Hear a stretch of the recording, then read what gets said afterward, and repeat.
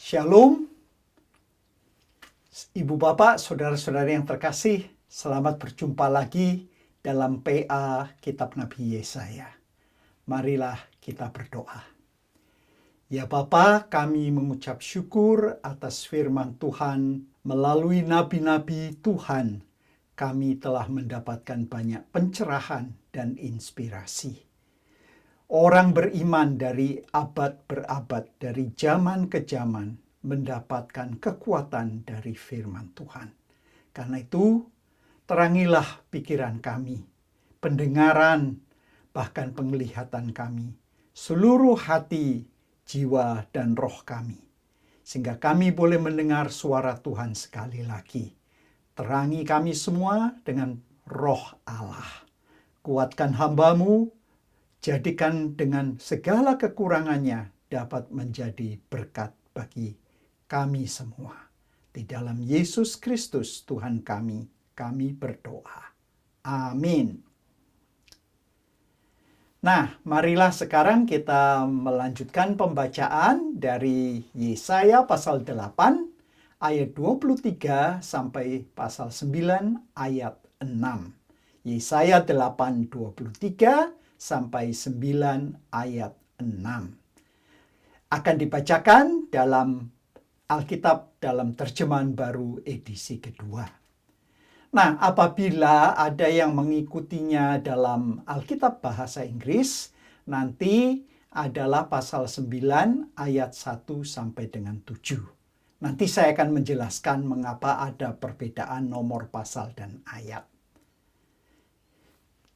Kelahiran Raja Damai, pasal 8 ayat 23. Namun, tidak akan ada lagi kesuraman untuk negeri yang terimpit itu. Kalau dahulu Tuhan merendahkan tanah Zebulon dan tanah Naftali, di kemudian hari Ia akan memegahkan jalur ke laut, daerah seberang sungai Yordan, wilayah bangsa-bangsa lain. Pasal 9 ayat pertama.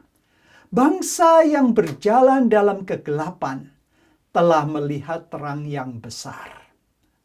Mereka yang tinggal di negeri kekelaman, atasnya terang telah bersinar. Engkau telah menimbulkan sorak-sorai dan sukacita yang besar. Mereka bersukacita di hadapan-Mu, seperti sukacita di waktu panen, seperti orang bersorak-sorai di waktu membagi-bagi jarahan. Sebab kuk yang menekannya dan gandar di atas bahunya, serta tongkat si penindas telah Kau patahkan, seperti pada hari kekalahan Midian. Sebab setiap sepatu tentara yang berderap-derap dan setiap jubah yang berlumuran darah akan menjadi umpan api. Sebab seorang anak telah lahir untuk kita. Seorang putra telah diberikan untuk kita. Tampuk pemerintahan ada di atas bahunya, dan namanya disebut orang Penasihat Ajaib, Allah yang perkasa, Bapa yang kekal, Raja Damai. Besar kekuasaannya, dan damai sejahtera tidak akan berkesudahan di atas takhta Daud dan di dalam kerajaannya, karena Ia mendasarkan dan mengukuhkannya dengan keadilan dan kebenaran, dari sekarang sampai selama-lamanya. Kecemburuan Tuhan semesta alam akan melakukan hal ini. Berbahagialah orang yang mendengar firman Allah, menyimpan dan melaksanakannya. Nah, Ibu, Bapak, Saudara-saudari yang terkasih. Minggu lalu kita belajar dari pasal 8 bagian kedua, dua pelajaran. Yang pertama, bahwa perjumpaan Nabi yang penuh kuasa dengan Tuhan yaitu dengan tangan Tuhan menguasai nabi, menjadi modal dasar bagi Yesaya untuk berperan sebagai seorang nabi Tuhan. Perilakunya dan integritasnya. Yesaya tidak takut menyampaikan pesan Tuhan walaupun banyak tantangan dan perlawanan. Walaupun itu raja dan rakyat Yehuda. Karena hanya kepada Tuhanlah kita harus takut. Dan yang kedua, dalam kesesakan dan ketidakpastian masa depan, manusia zaman dahulu dan zaman now cenderung tergoda mencari jawabannya melalui sumber yang gaib, yang klinik, dukun, ramalan, horoskop, konsultasi dengan orang mati, psikik, dan sebagainya. Pesan Nabi Yesaya jauh lebih dalam daripada mengetahui apa yang terjadi di masa depan. Karena yang ditekankan adalah kepercayaan berdasarkan kesetiaan dan keyakinan kepada Tuhan dalam menghadapi ketidakpastian masa depan. Nah, dalam teks kita hari ini, dalam Alkitab TB2 dan BIMKA, mengikuti penomoran pasal dan ayat dalam Alkitab bahasa Ibrani, yaitu bahasa asli Perjanjian Lama. Sedangkan Alkitab bahasa Inggris, misalkan RSV, NRSV, NIV, ESV, mengikuti terjemahannya ke dalam bahasa Yunani yang dikenal dengan nama Septuaginta. Nah, menurut sejarahnya, angka pasal itu baru dikenalkan pada tahun 1225 oleh Stephen Langdon. Sedangkan angka ayat baru dikenalkan pada tahun 1551 oleh Etienne atau Stephanus Robert Stevens. Nah, Geneva Bible, ini Alkitab bahasa Inggris dari abad 16, yang diterjemahkan langsung dari bahasa Ibrani, Aram, dan Yunani, merupakan Alkitab pertama yang ada angka ayatnya. Sebelum itu tidak ada angka ayat. Bahkan English Revised Bible tahun 1881 itu diterjemahkan tanpa ayat. Jadi kita melihat bahwa angka ayat dan angka pasal itu kemudian. Nah, bagi mereka yang ingin mengetahui lebih banyak, dapat membaca dari buku mengenal Alkitab Anda terbitan LAI. Nah, di sini kita melihat bahwa sebenarnya tidak ada yang ditambah, tidak ada yang dikurangi, hanya nomor pasal dan ayatnya yang berbeda, bisa selisih satu ayat, seperti tadi 8:23 itu dalam bahasa Inggris pasal 9 ayat 1. Sehingga nanti pasal 9 dalam bahasa Indonesia 20 ayat, sedangkan dalam bahasa Inggris ditambah 1 ayat. Nah, ini bisa terjadi juga kadang-kadang selisih sampai 2 ayat, bahkan sampai 3 ayat, misalkan di dalam kitab Mazmur. Nah, itulah sebabnya waktu kita membaca Alkitab, jangan kita terpaku pada angka pasal dan ayatnya, tapi pada isinya. Karena itu kita harus melihat konteksnya. Nah, yang menarik bahwa kumpulan yang kita baca dan renungkan hari ini adalah satu yang dimulai dari pasal 6 ayat 1. Jadi kalau Yesaya 6 ayat 1 itu dimulai, maka sekarang ini bagian puncaknya, pasal 9. Nah, di sini kita melihat bahwa apa yang disampaikan di sini sebenarnya ada kaitannya dengan tindakan simbolis mengenai anak-anak dan nama-nama mereka yang memberikan petunjuk penting bahwa yang dimaksud ini adalah bagian ini nanti sesudah perang dengan Syria dan Efraim berakhir. Nah, ini merupakan satu himne, satu kidung pujian, di mana kelahiran seorang putra mahkota baru pada tahun 732 sebelum Masehi, yang menunjukkan inilah keturunan Raja Daud. Nah, unit ini terdiri atas dua bagian, yaitu notasi sejarah geografis pasal 8 ayat 23 dan pasal 9 ayat 1 sampai dengan 6 yaitu puisinya sendiri. Nah, puisi ini memadukan ucapan syukur seperti Mazmur, di mana idealisme dari kerajaan Daud ditekankan sekali lagi. Masa depan yang idealis di mana keturunan Raja Daud akan memerintah. Nah, bagi orang Kristen, penafsiran ini kemudian memahami kedua pasal itu, yaitu pasal 9 dan 11, sebagai harapan misianis yang menunggu penggenapan yang sempurna pada saat Kristus datang kedua kalinya. Karena tidak ada dalam sejarah seorang keturunan Daud yang ideal seperti yang dijelaskan dalam nubuatan Yesaya ini. Nah, marilah kita melihat sekarang. Tanah Sebulon dan tanah Naftali adalah dua suku yang berdomisili di wilayah paling utara Israel. Inilah suku-suku pertama yang akan kalah pada saat diinvasi dari Mesopotamia. Nah, wilayah bangsa lain dalam terjemahan Bimka, bahkan sampai Galilea yang didiami orang asing, kata Galilea ini tidak tampil dalam TB2.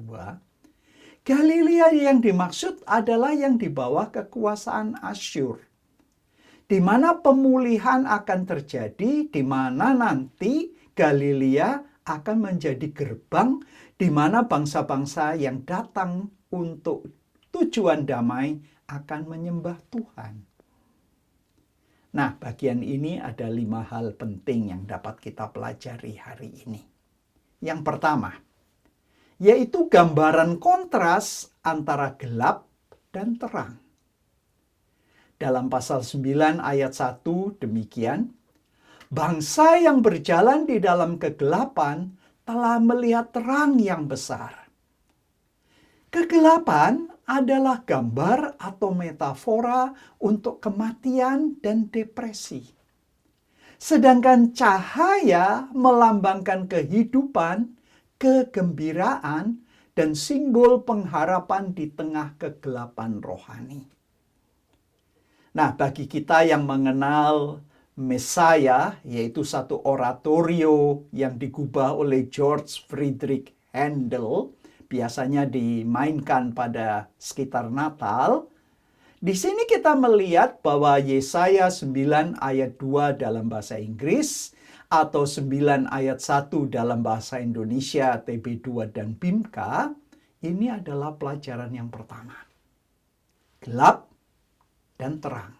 Yang kedua, dalam bentuk doa, Nabi membuat sketsa tentang perayaan, yaitu yang dapat kita baca dalam pasal 9 ayat 2. Engkau telah menimbulkan sorak-sorai dan sukacita yang besar.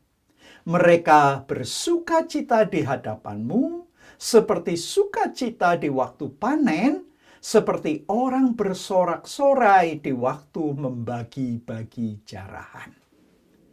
Nah, orang-orang yang bersorak dan bernyanyi kepada Tuhan seolah-olah adalah perayaan syukur di akhir masa panen yang baik, atau ekspresi kegembiraan yang spontan ketika perang telah berakhir dan masa damai dimulai.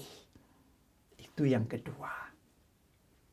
Yang ketiga adalah gambaran-gambaran yang kontras, di mana gambaran yang kasar tentang peralatan perang, tentang penindasan di satu pihak, dan satu pertemuan yang diterangi oleh api yang membakar peralatan perang tersebut di pihak yang lain. Ini di ayat 3. Sebab kuk yang menekannya dan gandar di atas bahunya serta tongkat si penindas telah kau patahkan seperti pada hari kekalahan Midian. Nah, kekalahan Midian ini dapat kita baca dalam Hakim-Hakim pasal 7 ayat 19 sampai dengan 25. Di dalam pasal 9 ayat 4 dikatakan, sebab setiap sepatu tentara yang berderap-derap dan setiap jubah yang berlumuran darah akan menjadi umpan api. Jadi ini menunjukkan suasana kegembiraan dan perayaan dari gambar-gambar yang sebelumnya terus berlanjut. Apa yang dimulai pembebasan dari penindas, yang tentu saja merujuk pada penindasan Asyur, ada sepatu tentara, sepatu boot militer, seragam berdarah, semuanya ini dibakar. Jadi ini satu visi perdamaian abadi. Dan yang keempat, kita melihat seorang utusan muncul dari istana kerajaan dengan membawa kabar baik bahwa seorang putra, kemungkinan besar seorang putra mahkota, telah lahir. Dan pengumuman kelahiran itu adalah adegan utama dalam puisi ini. Saya bacakan sekarang dari 9 ayat 5. Sebab seorang anak telah lahir untuk kita. Seorang putra telah diberikan untuk kita. Tampuk pemerintahan ada di atas bahunya. Inilah janji harapan. Yaitu melalui seorang raja yang keturunan Raja Daud di masa depan. Jadi upaya untuk menghubungkan janji ini dengan penguasa zaman Yesaya biasanya berfokus pada Hizkia, yaitu putra dan penerus Raja Ahaz. Yang kepadanya Raja Ahaz itu sudah diberikan peringatan, tapi menolak tawaran untuk meminta tanda. Itu di dalam Yesaya 7 ayat 12. Nah, kembali kepada Handel Messiah, oratorio, di mana ayat yang diungkapkan dalam Yesaya pasal 9 ayat 6 dalam bahasa Inggris, yaitu yang di dalam bahasa Indonesia pasal 9 ayat 5, memberikan satu laporan tindakan simbolis dalam konteks terdekat dalam Alkitab, yaitu Yesaya 7 ayat 10, 16, pasal 8 ayat 1 sampai dengan 4. Kelahiran seorang bayi akan merupakan tanda aktivitas bahwa Allah datang menyelamatkan umatnya. Itu yang keempat. Yang kelima, adegan masa depan sekarang berpindah ke ruang tahta raja, bahkan lebih jauh lagi. Dan bayi yang baru lahir ini ditampilkan sebagai raja yang saleh dan adil, yang duduk di atas tahta Daud. Saya bacakan ayat 5, penasihat ajaib, Allah yang perkasa, Bapa yang kekal, Raja damai. Nah, kalau kita membaca penasihat ajaib, Allah yang perkasa, daftar gelar dan atribut calon raja ini mencakup gelar ilahi yang tidak mengacu pada raja manusia keturunan Daud.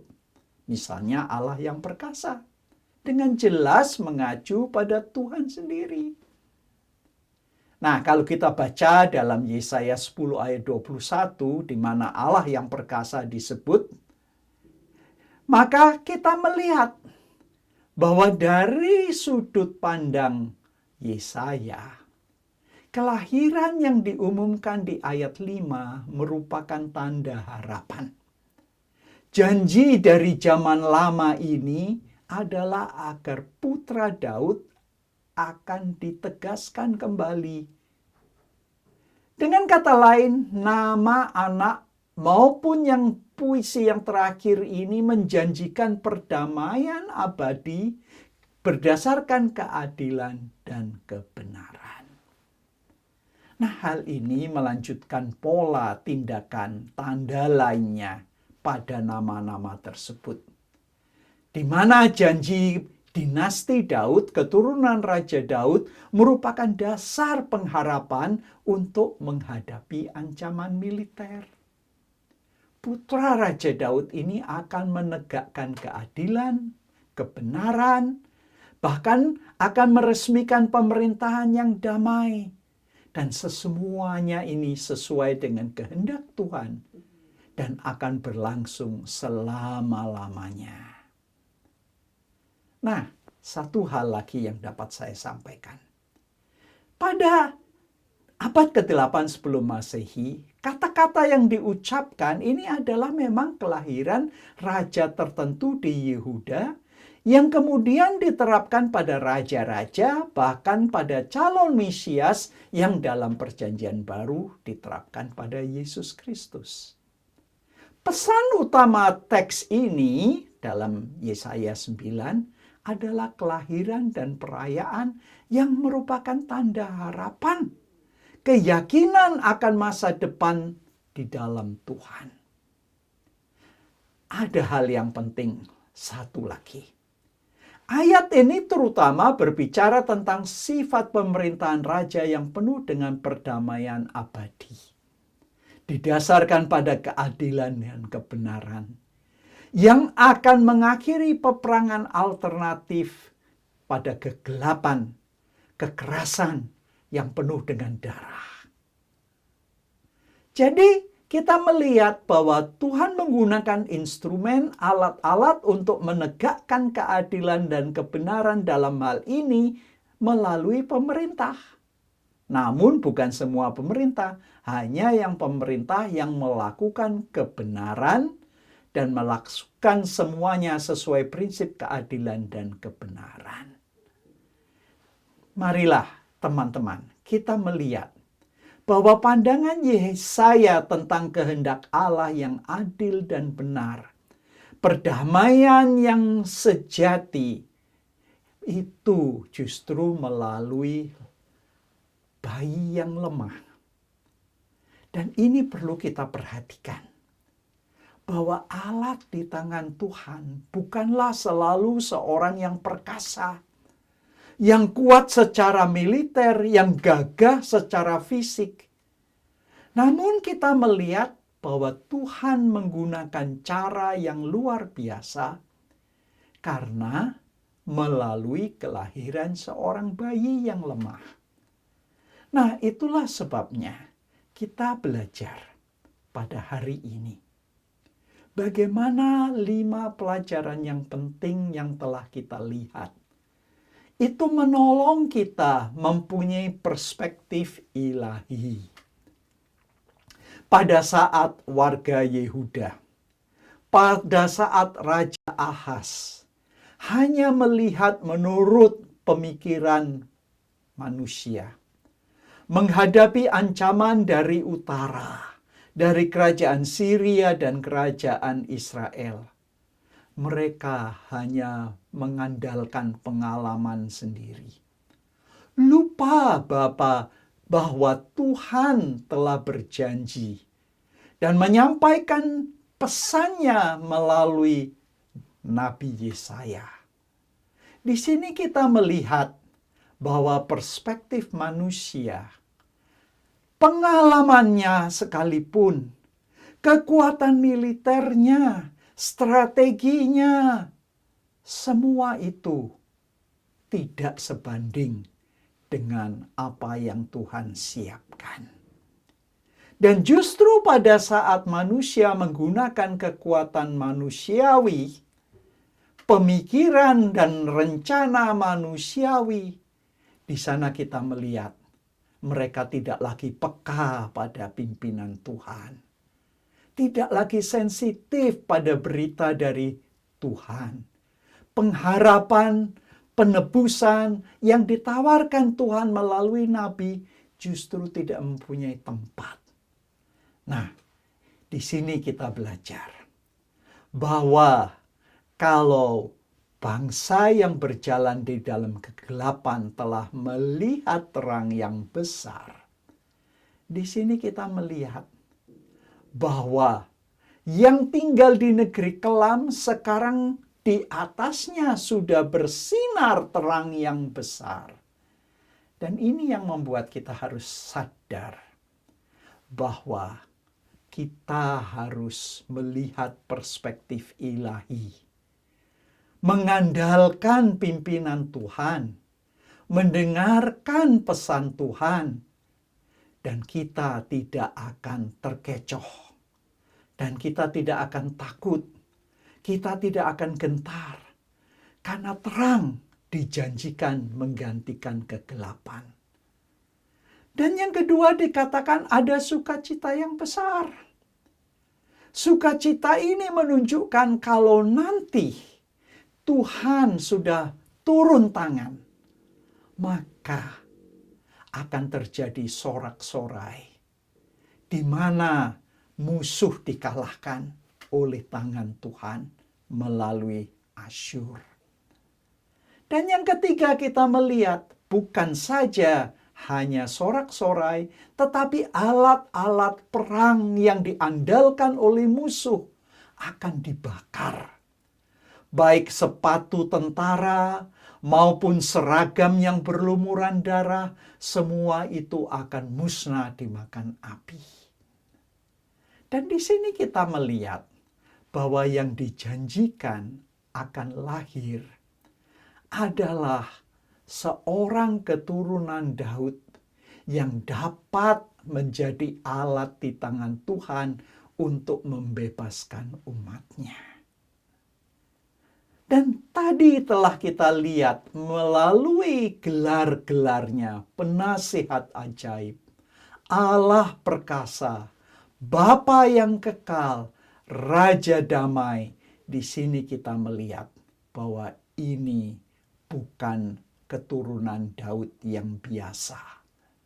Tetapi ini menunjukkan pada masa depan di mana melalui turun tangan Allah bagi umatnya yang percaya pada firman-Nya, pada pesan yang disampaikan, maka pengharapan untuk penebusan yang total, damai, Raja damai yang dijanjikan benar-benar akan menjadi kekekalan bagi umat Tuhan yang mengandalkan pada pesan-pesan Tuhan.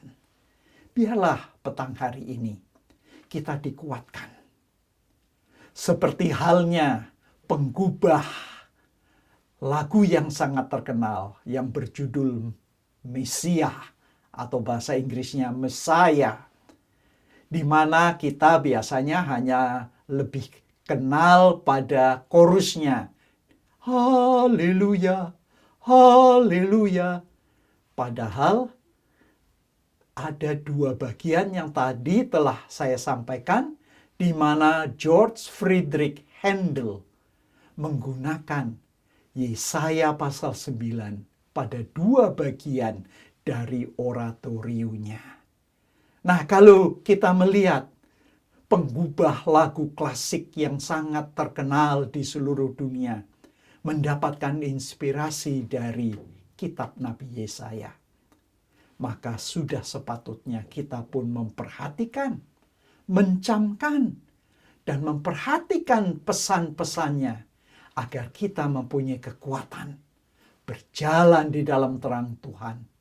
Walaupun menghadapi tantangan, walaupun tidak jelas masa depan yang akan datang, namun dengan Tuhan. Di tengah ketidakpastian, keyakinan kita bahwa Tuhan dapat berkuasa membuat kita dapat menghadapi masa depan, walaupun masa depan itu penuh ketidakpastian. Seperti pernah saya sampaikan, we do not know what tomorrow holds, but we know who holds tomorrow. Kita tidak tahu apa yang akan terjadi besok, namun kita tahu siapa yang memegang hari esok. Dan marilah kita bersandar kepada Tuhan yang memegang hari esok itu. Kiranya Tuhan memberkati ibu bapak, saudara-saudari yang terkasih. Marilah kita berdoa. Ya Bapa Surgawi, kami mengucap syukur. firman Tuhan hari ini menguatkan kami, memberikan kami semangat, memberikan kami pengharapan. Walaupun seringkali kami dihadapkan pada masa-masa yang tidak pasti, masa depan yang penuh dengan tanda tanya. Namun Tuhan, hari ini kami diberikan semangat untuk melihat perspektif ilahi, sudut pandang Tuhan. Kami seringkali hanya melihat tantangan dan ancaman, namun Tuhan melihat apa yang akan terjadi. Karena itu Tuhan bantu kami mempunyai iman dan keyakinan agar kami tetap memegang tangan Tuhan, karena Tuhan yang mengetahui dan memegang hari esok.